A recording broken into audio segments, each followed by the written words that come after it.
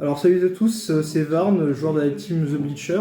Ce soir on va faire le deck profile du deck que j'ai joué pour le CDF, qui me permet de faire 7 victoires, 5 défaites, avec normalement si tout s'était mieux passé, un potentiel top 128.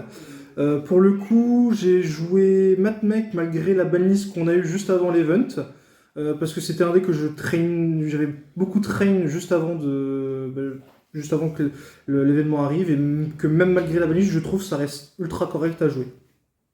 Donc du coup, malheureusement, hein, on va jouer un Circular. Circular, c'est le meilleur matmec du deck. Il vous envoie un monstre, ce spé, et c'est celui qui va récupérer vos MP.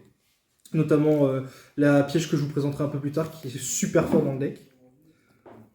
Ensuite, on va avoir le Diamètre. Diamètre, c'est on va dire, le deuxième matmec le plus important, parce que non seulement il fait une reborn, mais si en plus vous l'utilisez en tant que matériel d'Xyz, parce qu'on va faire principalement des Xyz dans ce deck, il offre une Omni-Negate aux monstres qu'il utilise en tant que matériel. Du coup, il peut annuler les monstres, les pièges et les magies.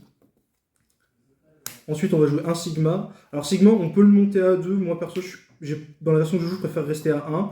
C'est généralement le seul matmec que vous allez meuler avec Circular, parce qu'il a l'avantage de se reborn tout seul s'il n'y a pas de carte dans la zone extra.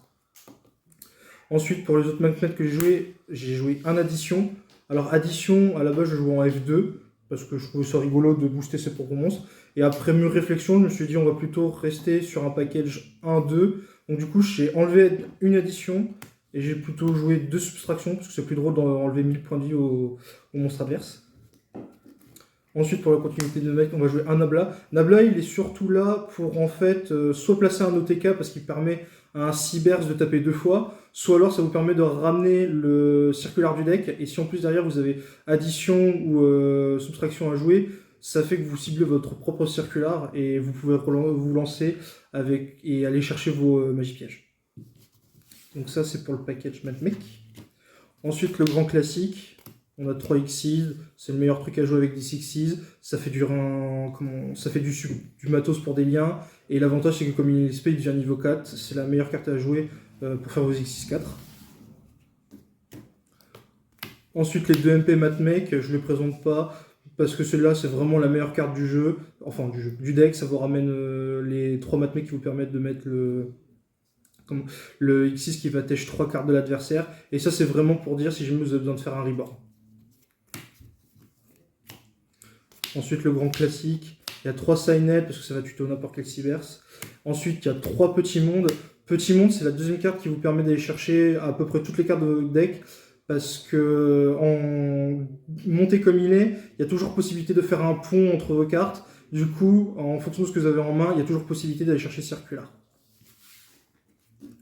Donc du coup, moi, je ne jouais pas une version Spirit ou classique, je jouais plutôt une version par feu. Donc du coup, je jouais 3 Defenseurs. Defenseur, c'est celui qui vous permet en fait, de ramener un firewall du deck. Du coup, en fait, la plupart du temps, on va ramener le gardien, parce que le gardien, quand on l'utilise en matériel lien, il se reborn. Donc, vous faites en général Defenseur lien 1, vous ramenez le gardien plus la ligne que vous invoquez, vous faites le Majo Splash. Et comme ça, vous avez au moins 2 monstres niveau 4 pour faire votre X6 derrière. De la plupart des compos avec pare-feu, on joue en général Fantôme. Alors moi, j'ai pas joué Fantôme, j'ai préféré jouer un autre Cybers. J'ai joué 2 microcodeurs. Alors pourquoi microcodeurs? Parce que déjà de 1, pour faire les ponts avec Petit Monde, c'est super fort. C'est un Cybers qui a en fait juste en point commun le type de monstre avec tous les Cybers que vous voulez aller chercher. Et qui a l'avantage aussi c'est d'être niveau 1, donc en fonction de la end-trap que vous avez, vous allez pouvoir le révéler et aller chercher le Cyber ce que vous voulez. Et c'est surtout qu'en fait, quand l'utilisez en tant que matériel lien pour un monstre codeur bavard, ça vous permet d'aller chercher une carte magique Signet. Donc ça va soit chercher Signet Minage, soit alors on va aller chercher le conflit. Conflit qui est très bonne contre-piège, surtout quand vous avez toujours votre codeur bavard, parce que en fonction de ce que vous allez annuler, vous allez juste tuer la meilleure carte du deck adverse, vu que le contre-piège annule, banne la carte et empêche l'adversaire de rejouer la même carte avec le même nom. Donc ça c'était tout ce qui était la partie Cybers. Maintenant on va passer à la partie plutôt support and trap. Donc on va prendre le grand classique, 3 H, 3 Ogres, parce que là c'est l'avantage de faire des ponts vu qu'elle est lumière. Ensuite, on a 3 drôles. Droll, c'est pareil, ça permet de faire les ponts avec Small World, mais c'est surtout que c'est super fort contre Cash qui a besoin de beaucoup de tutos. Ensuite, le grand classique, 3 Sign, 3 Imperm. Je n'ai pas besoin de la présenter, c'est une très bonne. C'est aussi bien une bonne entrame qu'une bonne trappe tout court. Ensuite, jouer un Call by the Grave, un grand classique. Ça permet de gérer la Ghost Bell si jamais l'adversaire l'active lorsque vous faites votre Super Factoriel. Et enfin, la dernière carte de mon main deck, c'est un Griffe Noël. Alors, Griffe Noël, ça peut se remplacer par un Kaiju, mais en fait, le Griffe Noël, il est principalement là pour, faire le pont avec Petit Monde, parce qu'il a l'avantage d'être lumière, donc vous révélez un Ghost Ogre, vous révélez Griffe Noël, il n'y a que lumière en commun, et donc du coup, vous pouvez aller chercher Circular. Ou alors, si jamais en fait, vous avez besoin d'aller chercher autre chose, il a l'avantage en fait d'avoir 1200 d'attaque, donc en gros, vous pouvez chercher le défenseur par feu, qui en fait lui a 1200 d'attaque. Et puis l'avantage c'est que contrairement à un Kaiju, il est beaucoup plus facile à passer, même s'il donne une carte à l'adversaire. Okay. Donc ça c'était pour la partie main deck. Pour la partie extra, on va avoir 2 Alambertian. Donc Alambertian c'est la X6 qui va chercher toutes vos cartes Matmec. La plupart du temps vous allez plutôt aller chercher Diamètre parce que vous aurez déjà fait Circular avec Sigma et vous avez déjà allé chercher votre piège. Si jamais vous avez besoin d'aller chercher autre chose, vous pouvez chercher soit Équation, soit le piège si jamais votre adversaire a empêché l'effet de Circulaire de se résoudre. Ensuite on a l'appellation. L'appellation c'est le fameux X6-3, enfin X6-4 Matmec, où une fois qu'il a ces 3 matos, il va gérer 3 cartes, sans cibler, ce qui est très fort. Et l'avantage, c'est que comme vous allez très souvent le faire avec Diamètre, il va gagner, en plus de gérer 3 cartes, une Omni-Negate. Ensuite, pour les classiques clients, on va avoir un Allume-Mirage, un Lingoribo et un Spider. Spider, c'est surtout là si jamais en fait vous prenez Nib, comme ça vous pouvez potentiellement repartir si vous avez un Exceed. Et le reste, je n'ai pas besoin de le présenter, ça c'est si jamais vous êtes obligé de norme avec une entrap. Et ça c'est la plupart du temps quand vous avez joué des Cyberscat, c'est très très fort. Et en plus ça gère la potentielle imperm qui peut arriver sur le Alambertian. Ensuite, j'ai joué 2 Majo Splash, c'est la meilleure carte pour Reborn du Cybers. Une autre carte que j'ai jouée pour Reborn du Cyber, c'est le G-Golem. Le G-Golem, il est plutôt en combo avec le Transcode, parce que l'avantage, c'est que il va du coup être collier. Donc en fait, le G-Golem va booster le Transcode, et le Transcode sera boosté par son propre effet, vu qu'ils seront colliés, et en plus, il tape 2 fois en Perse Def. Ça peut potentiellement faire un OTK en fonction de la situation où vous êtes. Le Deadjammer, pas besoin de le présenter, c'est ce qui permet de faire l'OTK Access Code. Ensuite, on va avoir un Chaleur Léo, un Chaleur Âme. Il est très fort en tant que décodeur parce que pour 1000 points de vie, piocher une carte, ça vous permet de potentiellement soit aller chercher la carte qui vous manque, soit récupérer une trappe durant le tour de l'adversaire. C'est un on-sparter, non, son effet. C'est un quick effet one-sparter. Donc en gros, vous pouvez très bien le faire durant le stand-by phase adverse, payer 1000, piocher 1. Alors c'est très dangereux parce que 1000 points de vie, en faisant pas attention, on perd très vite et on descend très bas. Mais si jamais on gère et que les cartes viennent, normalement, vous le faites 3 fois, vous restez à 5000 et la plupart du temps, la partie elle est pliée. Le Transcode, un grand classique des Matmec, ça reborn n'importe quel lien Bax 3, donc vous pouvez reborn le splash refait son effet, et vous pouvez partir potentiellement sur d'autres plays. Access Code, pas besoin de le présenter, avec Update vous avez un OTK et en plus ça gère très bien un terrain. Une des meilleures cartes du jeu actuellement. Exactement. Ensuite, j'ai joué un Tetrahertz, enfin un autre Tempête. Alors lui, je ne l'ai pas beaucoup sorti, mais quand j'avais la possibilité de le sortir, il était vraiment bien parce que déjà de 1, ça vous permet de mettre en fait dans le cimetière une negate de MP tant qu'il est sur le terrain, et de 2, si jamais vous vous retrouvez dans une situation où en fait vous n'avez pas 3 matériels ou même le diamètre dans le cimetière pour pouvoir la reborn avec Super Factoriel, il peut l'envoyer en effet rapide.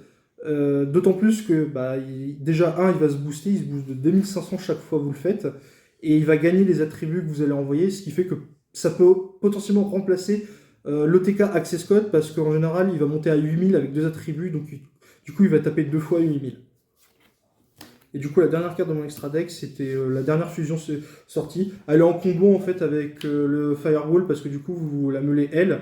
Et elle, tant que vous avez lui sur le terrain, a fait une négate de magie piège. Depuis le cimetière ou... Depuis le cimetière. D'accord. Lui, il faut juste l'avoir dans le cimetière. Et quand l'adversaire le bannit, tant que vous avez un lien 4 ou plus, vous annulez n'importe quelle magie. Ok. Donc ensuite, pour le side, j'ai joué 2 Nibiru. Je n'avais pas la place d'en jouer un troisième. Même si je me demande si un troisième c'était peut-être nécessaire. Mais en tout cas, je ne l'ai pas vraiment résolu pendant le tournoi. Mais je l'ai mis parce qu'on ne sait jamais. Ensuite, j'ai rentré 2 Ghostbell. Alors Ghostbell, c'était principalement pour le match-up d'Espia.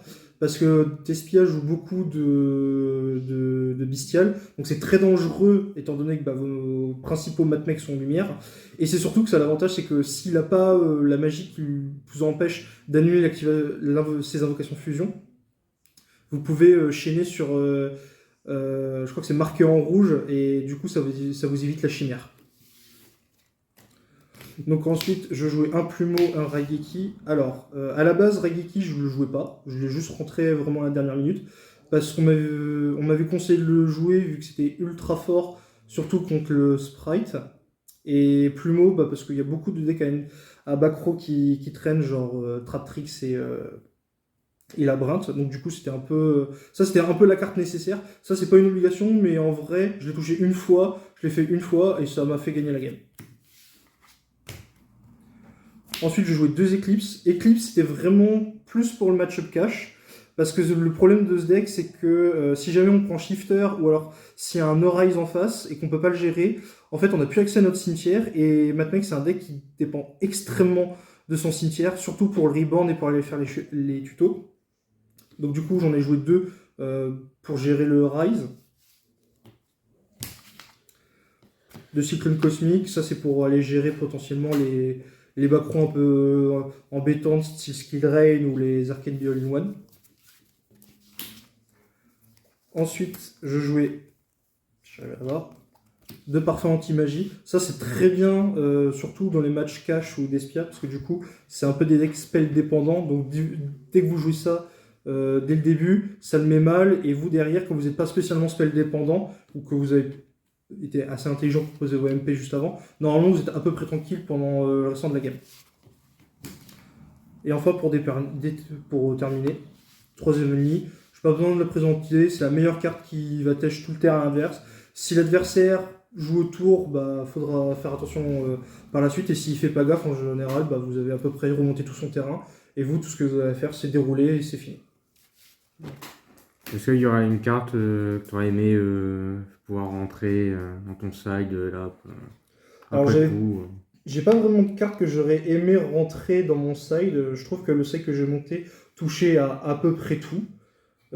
À défaut, peut-être éventuellement une carte qui aurait permis, parce que c'était c'est vraiment la trap qui m'a un peu embêté dans ce tournoi. C'était peut-être de rentrer des désignateurs de la croix pour gérer le Hurlu-Berlu, parce que le deck est devenu du coup beaucoup plus sensible à Hurlu. Mais sinon, en soi, je regrette pas les choix. Le microcodeur à la place du pare-feu qui va chercher le conflit était beaucoup plus intéressant et m'a beaucoup plus aidé et était surtout moins bricky que le pare-feu. Et au niveau de tes match-up, est-ce qu'il y en a un en particulier qui t'a plu ou est-ce qu'il y en a eu plusieurs Est-ce que tu peux nous parler un petit peu de... Alors en soi, les match-ups que j'ai croisés, j'ai touché à peu près toute la méta. J'ai rencontré des Despia, j'ai rencontré du Rika, j'ai rencontré un seul cache. Je crois que le match qui m'a peut-être le plus marqué, c'était le cache. Parce qu'en vrai, c'était un cache qui a vraiment pas eu de chance. Parce que du coup, il avait rien à la première. Et comme j'avais vu qu'il jouait Heavenly Mage, je m'étais dit c'est forcément un cache go second. Du coup, je m'étais dit, il va forcément me faire jouer en premier. Et au final, même si c'est lui qui a pris la main, il a fait une main morte des enfers. Il m'a juste posé 2. Et moi, on va dire, je l'avais un peu brain parce qu'au final, j'ai rentré les parfums. Et les parfums, le parfum à la game 2, il l'a juste tué et il a juste rage quitté la table. Ok. D'accord. En tout cas, merci pour ton deck profile et toutes ces explications. Je vous remercie. À bientôt pour une prochaine vidéo, j'espère. En tout cas, j'espère que ces decks profile vous aura plu. Prenez soin de vous, c'était The Bleacher. Salut. Tipsy, walking the party, bumped up, look, I'm super okay. Let's bond for me another one. Uptight, in love with the club. You're